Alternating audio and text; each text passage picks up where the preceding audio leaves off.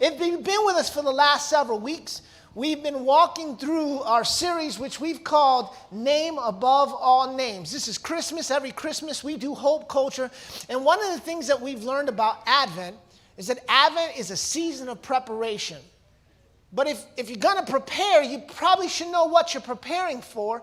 So we've been examining the book of Isaiah as we've been studying the titles that were given this king that would be born. Week 1, we talked about how he's the wonderful counselor. And that the wonderful counselor means that we can have miraculous direction. That if you're in seasons of losslessness, if you're in seasons and moments of confusion, if you're in seasons in lack of direction, that a wonderful counselor means that there is always miraculous direction made available to the children of God. And then the second week we talked about not only the wonderful counselor, but we talked about the mighty God. And how the mighty God means that we can take strong steps. I don't know about you, but again, what I see a lot in culture is this idea of people taking tender steps, not sure where they're putting their weight. But because we serve such a mighty God, we're able as his children to take strong steps. And then week 3, we talked about the everlasting Father. And I don't know about you, but one of the moments in that message that spoke most to my heart, even before I preached it, as I was preparing that message, is this idea that we are chosen. That you've been chosen by the Creator to be a part of his family. And not only that you were chosen, that he continues to choose you. And this morning we'll talk about the Prince of Peace. Pastor Ashley already read it, but we'll be reading it again. The book of Isaiah is where we're going to be spending the beginning of our time together. Isaiah chapter 9. If you have your Bibles, while I patiently light this last thing that refuses to light, we're just going to pretend that's lit. That is horrible. Isaiah chapter 9, if you have your Bibles again, verses 6 and 7, and it reads like this. It reads simply, "For a child is born to us." There it is. It's lit. I promise. You can't see it, but it's lit. You're just going to have to trust me. "For unto us a child is born, a son is given, and the government will rest on his shoulders." I might preach this whole passage all over again next year. Just this idea that we serve a God who can hold the weight of the world. It goes on to say that he will be called Wonderful Counselor, Mighty God, Everlasting Father, Prince of Peace. And of his government and its peace, they will never end. Now, you're taking notes with us. Our first thought this morning is peace is a person. Peace is a person. If you notice, the definition or the identity of the Savior is one who is the Prince of Peace. And I want to make sure that I spend a little time unlocking the revolutionary nature of this passage. Because for so many before this moment and for so many people since, your idea about peace is position. The idea about peace is position. If I can just ...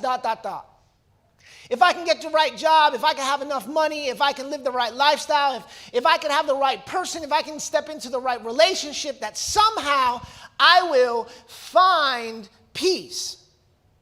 And what I've always loved is if you talk to saints that are seasoned. My seasoned saints in the room, there was this phrase that I used to love when, if you knew seasoned saints, they would do this.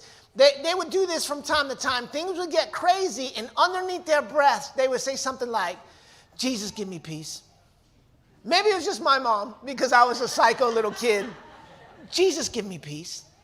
And this idea that these seasoned saints understood was that if peace is a position, then I can spend my whole life pursuing a position. And unfortunately, what most have found is when peace is a position, that position is ever changing, so I never really find peace. But what Isaiah wants you to understand is that when it comes to peace, peace is not a position, but peace is a person, and his name is Jesus, the Prince of Peace. Acts chapter 10, verse 36 says it this way. This is the message of good news to the people of Israel, that there is peace with God through Jesus Christ. Notice he doesn't say there will be peace, that one day you might find peace. He's saying, no, there is peace, because peace is not a position, it's a person. Peace is governed. Peace is governed. Jesus is the power above all peace. And because peace is governed, it means that peace is then distributed as the Prince of Peace deems fit. He is able, in whatever moment you're at, to bring peace. So again, we used to sing these songs, and some of the seasoned saints, I love saying that word, by the way. Some of the seasoned saints in this room would remember songs that you used to sing, hymns like peace, peace, wonderful peace, coming down from the Father above. That peace isn't this thing I trip on. Peace isn't this place that I find. Peace isn't locked away in the right relationship or the right financial status. That peace comes from the Father above. That Jesus, the Prince of Peace, gives us peace. We actually see peace instilled, in that power of peace instilled in Jesus in a story in Mark. In the story of Mark, and I'm going to need my kids to help me out with this. I've been struggling all week whether or not I was going to do it, but I'm going to do it. We're going to go all in. In the book of Mark, there's this huge storm, and there's a lot of waves, and there's a lot of wind. Does anybody know what wind sounds like? Can I have my kids in my room? Can you make some wind noises for me? Go ahead, just make some wind noises right where you are. Come on, let me hear it. Mom and Dad, help them out a little bit. Let me hear some wind. Wind. Now, the Bible says there was so much wind, there was also waves, and waves were crashing against the boat. Can you guess what that sounded like? Can somebody help me with some crashing wind sounds against the waves crashing? Come on, Mom, Dad, help me out. Perfect. Give yourselves a hand right now. We got a choir. It's just an attitude of a choir in the room. I love it. There's this moment in this story where the disciples are in the middle of a boat, and the wind and the waves crashed against the side of the boat to the point that the disciples were afraid for their lives.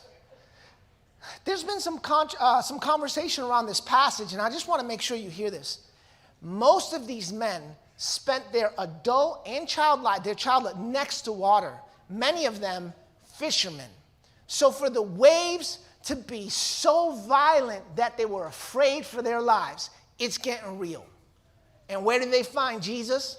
Asleep at the front of the boat, in the middle of all the chaos. And what I've always loved about that story is that when they finally wake him up, when they finally get his attention, when they finally get to the end of all they need to do and somebody finally shakes Jesus awake, he stands up and he says, very simply, 3 words, depending on your translation. Peace, be still. And in a moment, the Prince of Peace shows you what it's like to govern peace over chaos. There's a lot of things in your life right now. I'm going to mess up the cameras. It don't matter. There's a lot of things in your life right now. And as I was studying this week, I only got 10 minutes in this message. But as I was studying this week, this is what I felt. I felt like some of y'all have been walking through seasons where it's deafening, where the winds and the waves are so deafening. And you have gotten to the end of your rope. You've never experienced anything this like in your life. You've talked to other people, and they don't even know how to help you. Hear me. Learn from the disciples. If we can just get the attention of Jesus in a moment, he stands up and speaks peace. That's the beauty of the Prince of Peace. That peace isn't this thing we trip on. Peace isn't this position we find. Peace is this person, and his name is Jesus. Ladies and gentlemen, can you help me out? I've asked Pastor Emma to come and help me with the rest of this message. Could you make some noise for Pastor Emma? Thanks, guys. Well, if you're taking notes with us, our next point is peace is not temporary. We pick back up in Isaiah chapter 6, verse 7, and it reads like this. Of the greatness of his government and peace, there will be no end. It is one of my joys. It's probably one of our greatest joys to get to be a part of your students' lives. All the way from Joey, all the way from when they're born, and we're excited about them, when they're not even born yet, and we're thinking, oh, we're so excited for them to be in the ministry, all the way until when they get to elementary school and high school and college. It is the joy of our lives to get to be a part of your students' lives, and we're so thankful that we get to do that. But because I get to do it, I get to make fun of them. One of my favorite things about working with high schoolers is senior year. And those of you that are seniors, you've ever been a senior, you have a senior, you're about to be senior, you know that senior year is the pinnacle of all years in high school because it's the most anxiety-inducing, because you're legitimately asking a 17-year-old, what are they going to do for the rest of their life, knowing that they're going to change it 15 million times because you currently are changing it still. And I love it. I get the privilege of being able to work in high schools, working with high school students, working with seniors. And if you have a senior, you know, from the minute they step into their senior year, they're freaking out. They're just freaking out. You ever see in Charlie Brown where like the parents are talking or like they're angry and it's like this tuft of like squiggles above their head? That's what I think a senior is in high school. It's just this wound up ball of energy every single day, because if you pull them aside and you're like, dude, like what's going on? What's happening? Like, oh, I got to get my FAFSA done. And my mom doesn't know if she did her taxes. We need to get our social security number. We need to go here. We need to do this. And they finally do the FAFSA. And they're like, now I have to apply to college. And then they find out that UNC Chapel Hill moved up their early action. And now they don't even know what early action is. And now they're applying to schools that they didn't even know. And then are they going to get into the school? And then are they going to get a roommate? And then are they even going to like it? And then what are they even going to major? And then what are they going to do? And are they just going to end up on the side of the road? They don't know. They don't know. They don't know. And what I love about it is in the middle of it, if you just ask them, hey, how's your week going? They'll just spill it. Ask a senior. We have a few of them. Ask them. They'll spill it. And they'll say this phrase, once I get to this weekend, once I get finished with the FAFSA, once I get finished with my college applications, I'll be okay. My college friends, you know the deal. I watched you walk through it. Imari and Tony were puddles on the floor 2 years ago because it feels like peace is something that you're after. If peace is something that's not attainable, if I just get past this thing, then I'll be okay. But if we're honest in the room this morning, we know we don't have to be seniors in high school to feel this way. That right now, in this Christmas season, this brings a lot of emotions to us. Once I get past Christmas, I'll be okay. Once my kids get home for winter break and we can kind of settle into this, then we'll be okay. Once we figure out the grandparents and what they're going to do, it's going to be okay. Once I get past this, then I'll be okay. Then I can rest. My question to us this morning is, what if we didn't have to wait for the after? What if we didn't have to wait to the after moment, till that big thing was done, to receive peace? What if we could access peace right now in the middle of all of it? Right now in the middle of the chaos? Right now in the middle of the thing that is distracting us? Right now in the middle of the thing that seems like the biggest thing that it ever is? I'm going to bring you to John chapter 14, verse 27. It reads like this, and Jesus is talking to the disciples, and he goes, peace I leave with you, and my peace I give you. Not as the world gives to you, do I give to you. Let your hearts not be troubled, and neither let them be afraid. I went to Bible school. It was a fun time, but if you ever met anybody in Bible school, they're weird. We're just weird. They're just weird. I'm going to say it. I'm not going to act like we're cool. I'm not going to act like we do anything cool. We try to pretend. We're not cool. We're just really, really dorky at the core. But I didn't know this because I was cool before I went to Bible school. And I ended up at Bible school, and I got, what they give you is like a first-year experience leader, because, you know, Bible school has all these fun things. And so this girl named Katie was assigned to me my sophomore year, but it was my first year at the school. And Katie was everything that you would think a Bible school nerd would be. She was just crazy. And she was all this energy and all of these things, and you may not know it now, but I was super, super shy. So it was kind of hard for me to kind of get my groove and get talking. Anytime I needed something, I was told to call Katie. And so I remember I would call Katie, and she would answer the phone with just the most ridiculous ways to answer the phone. She would be like, Party City, how may I help you plan your party? Or she would be like, yeah, Bible school. These kids are weird. Or she'd answer the phone and be like, Surf Shack. I don't know. She would just say the weirdest things. But one of the things that she would say all the time would be shalom. I don't know. I don't know where that came from. She was from Poinciana, Florida, and she would answer the phone, shalom. Shalom. Jess is laughing because Jess calls me, and what do I say when you call me? Shalom. She said it so much that I would pick it up. I don't know why she did it. I don't know where it came from, but she would always answer the phone saying shalom. But in this verse, you see the word peace is the same as shalom. Peace means shalom, and shalom means peace. And in Bible times, it was customary for people to leave or greet their friends, their neighbors, people on the sidewalk with shalom. It would be as simple as being shalom, Mari, shalom, Alex. We'd walk away, I'd grant you peace, you'd give me peace. But the thing about this is that it was so common at that point in culture that it didn't really hold any weight.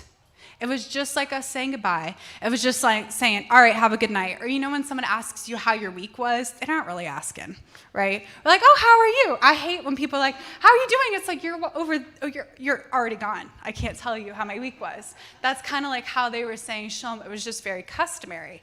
But yet, in John chapter 14, we find Jesus explaining that the type of peace that he is offering, the type of shalom that he is offering is different. It's not casual. It's not fleeting. It's not something to just say. It's something to fully immerse yourself in. The peace that I am giving you is different than what the world can offer you. He mentions it's completely different. You see, the thing about the world's peace that it can give us is it's found in quick fixes.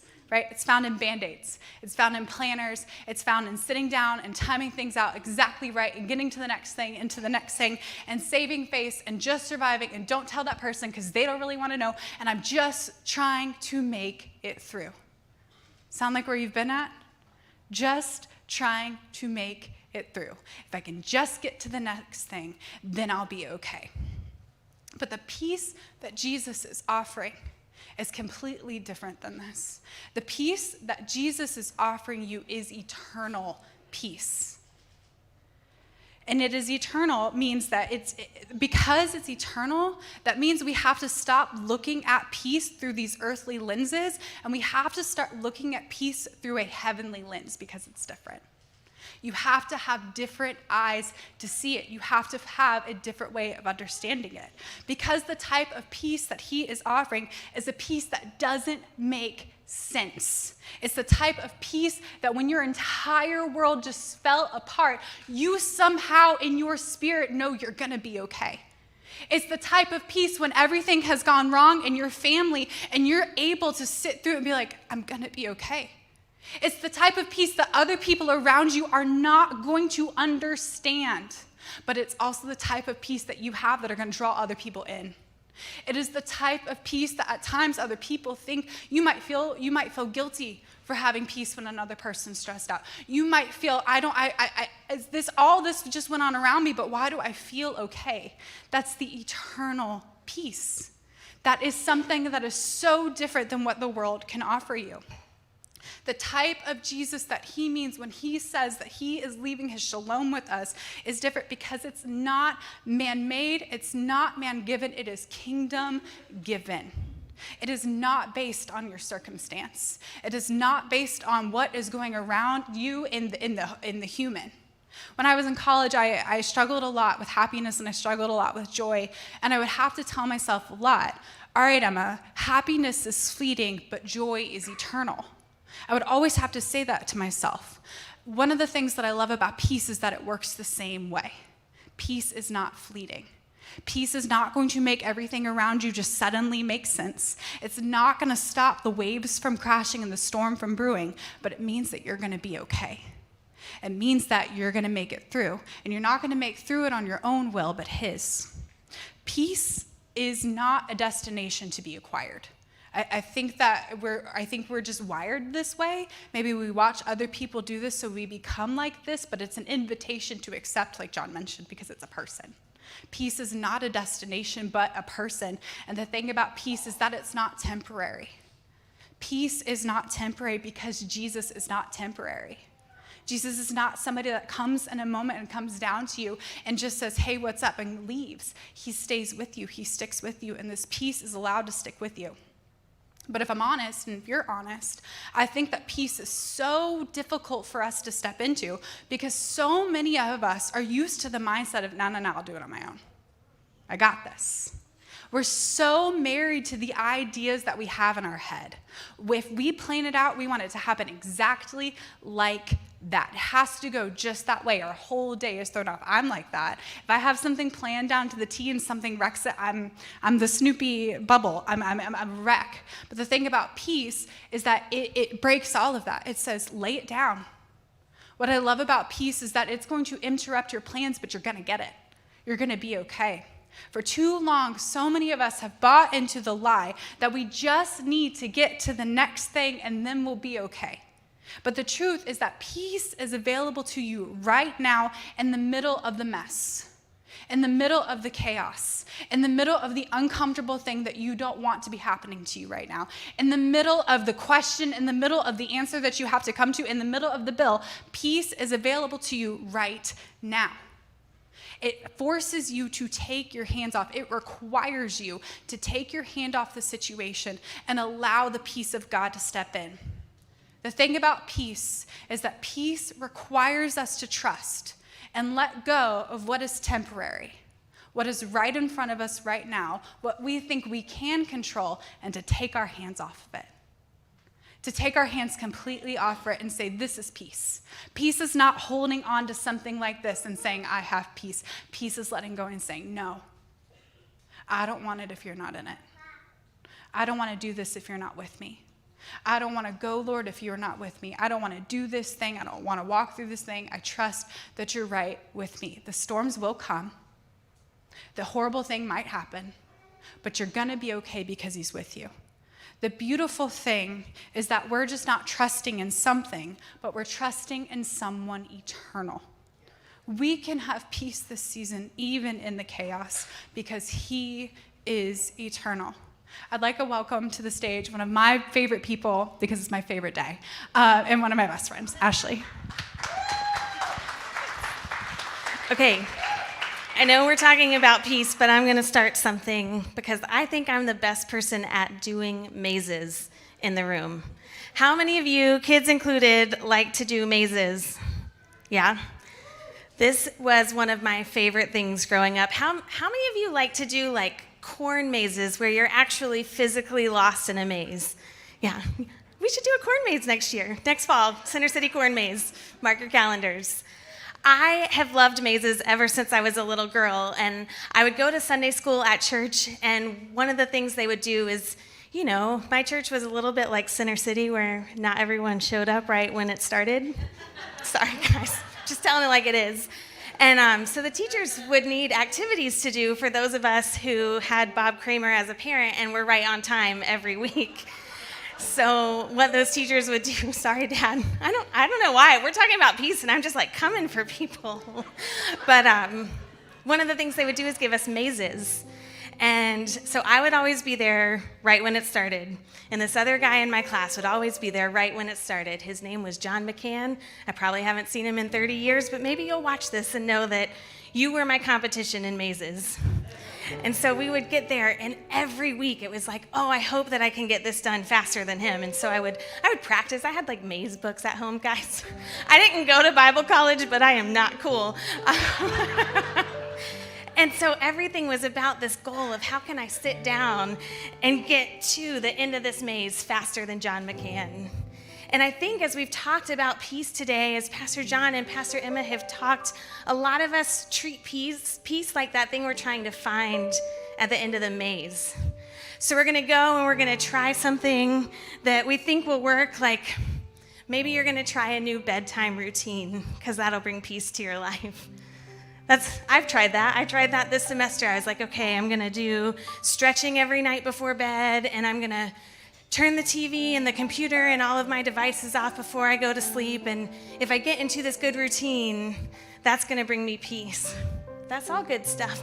But let me tell you, the day that something goes wrong or something that you didn't expect happens, if you're like me, that routine is gone. And I'm looking at Sam because there's nothing like the accountability of someone being hooked up to your Apple Watch to see when you do your fitness routine and when you don't, to suddenly be like, oh, I can't pretend that I have that all together.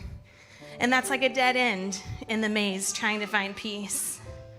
Or maybe we try to get a new calendar or a new planner or use a different app. We're constantly changing the apps that we use as a team to try to keep things organized. Because if we think if I can get this organized, then I can get my life in control, and then I'll get to the end of that maze and find peace. But we realize something happens, and that's not enough. It's not enough. We've been trying to find peace. And John and Emma have done such a phenomenal job of reminding us that peace is available to us in Jesus. And so, because I just, told you my dad is really punctual, he's also really good at mazes. And I remember this day, you probably have no idea, that we were talking about it. I was probably working on a maze book because I'm really cool. And my dad said, well, there's a trick. Do you want to know the trick to a maze? Do any of you guys know the trick to solving a maze really fast? Yeah, you start at the finish. I really have no idea why this works, so if you understand, please find me in the lobby and tell me, but there's something about when you start at the finish of a maze, you're going through exactly the same path, but it's just clearer. You can get to that start line, you get through all the same stuff, and you don't take any of those wrong turns, you don't hit any of those dead ends. That's what it means that peace is available to us. We get to start at the finish. Peace is already here. Jesus has already come. So it doesn't mean we're not going to go through stuff. It doesn't mean we're not going to try things to help, because we certainly can bring discipline into the search for peace. But we do it starting at the finish line. We know that we have Jesus with us. But if you're like me, sometimes I wrestle with the practicals. This is great. I'll sit in a sermon like this and be like, yeah, I have Jesus. I'm going to have peace for the rest of the season. But then I walk out of the door and get into my car where traffic immediately tries to take my peace away. And I think, how do I do that? What does that look like? What does it mean? How do I access this peace that I have available in Jesus? And so I want to spend just a couple minutes as we wrap up our time today talking about the practicals. The Apostle Paul wrote about peace in the book of Philippians, and we're just going to break it down. The first thing he said, don't worry about anything. Don't worry about anything. I feel like this one's kind of hard because worry kind of comes natural to us, and I'm not a mom, but I know a lot of moms, and I feel like you hit a whole new level once you have kids of what you're worried about. But there's something that I've noticed really just in the last couple of years since the pandemic started.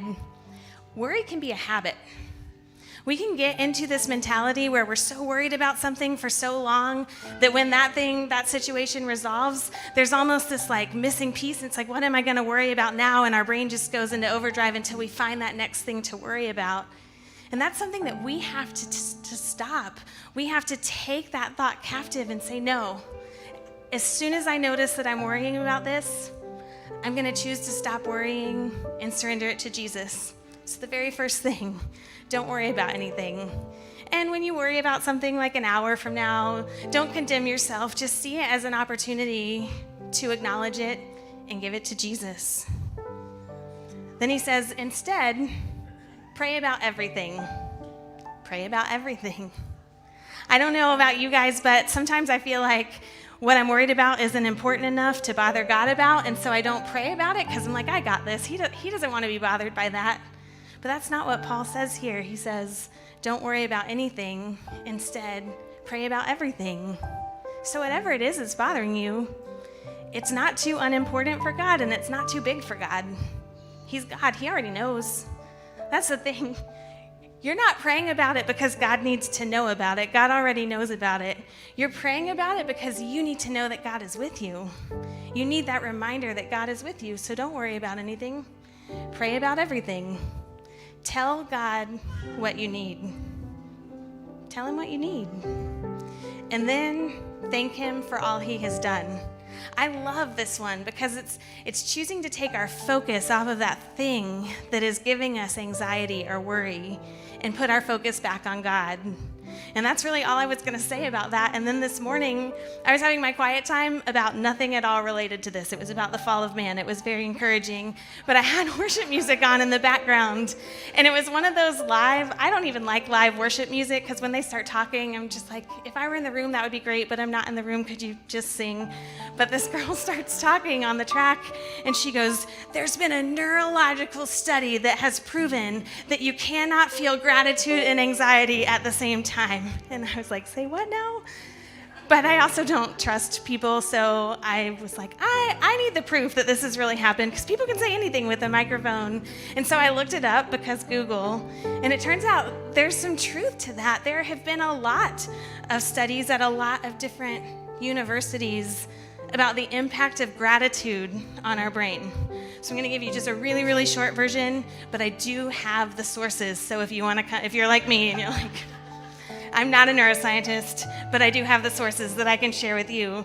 But what they've learned is that gratitude impacts the limbic system of your brain, which is the part that's responsible for all of your emotions. And so studies have shown that this area gets activated when you're feeling gratitude, and then it lowers your blood pressure, facilitates more efficient sleep, and improves the immune function in your body, which all goes to taking away those feelings of anxiety and that stress hormone that we tend to release that causes us to be worried. So I just think that's really cool, A, because God just brought it to my attention this morning, but also because He knows how He created us, and He actually wired us to be able to come to Him, to do what it says, and then we're wired for our brains to work differently when we're thankful. So Paul says, don't worry about anything. Instead, pray about everything. Tell God what you need and thank Him for all He's done.